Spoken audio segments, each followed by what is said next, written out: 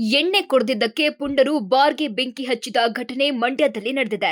ಜಿಲ್ಲೆಯ ಕೆಆರ್ಪೇಟೆ ತಾಲೂಕಿನ ಅಗಸರಹಳ್ಳಿ ಗೇಟ್ ಸಮೀಪ ಮದ್ಯ ನೀಡಲು ನಿರಾಕರಿಸಿದ್ದಕ್ಕೆ ಪುಂಡರು ಬಾರ್ಗೆ ಬೆಂಕಿ ಹಚ್ಚಿದ್ದು, ಪುಂಡರ ಈ ವರ್ತನೆ ಭಾರೀ ಆತಂಕಕ್ಕೆ ಕಾರಣವಾಗಿದೆ.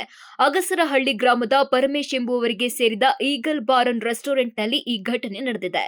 ಮುರುಕನಹಳ್ಳಿ ಗ್ರಾಮದ ರಕ್ಷಿತ್ ಹಾಗೂ ಆತನ ಇಬ್ಬರು ಸ್ನೇಹಿತರು ಬಾರ್ಗೆ ತೆರಳಿ ಉಚಿತವಾಗಿ ಮದ್ಯದ ಬಾಟಲ್ ನೀಡುವಂತೆ ಒತ್ತಾಯಿಸಿದ್ದಾರೆ.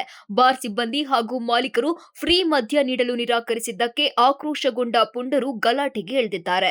ಮದ್ಯ ಕುಡಿದಿದ್ದಕ್ಕೆ ಕೋಪಗೊಂಡ ರಕ್ಷಿತ್ ಮತ್ತು ಆತನ ತಂಡ ಬಾರ್ ಕಟ್ಟಡದ ಮೇಲೆ ಹಾಗೂ ಬಾರ್ ಮಾಲೀಕರ ಕಾರಿನ ಮೇಲೆ ಪೆಟ್ರೋಲ್ ಸುರಿದು ಬೆಂಕಿ ಹಚ್ಚಿದ್ದಾರೆ.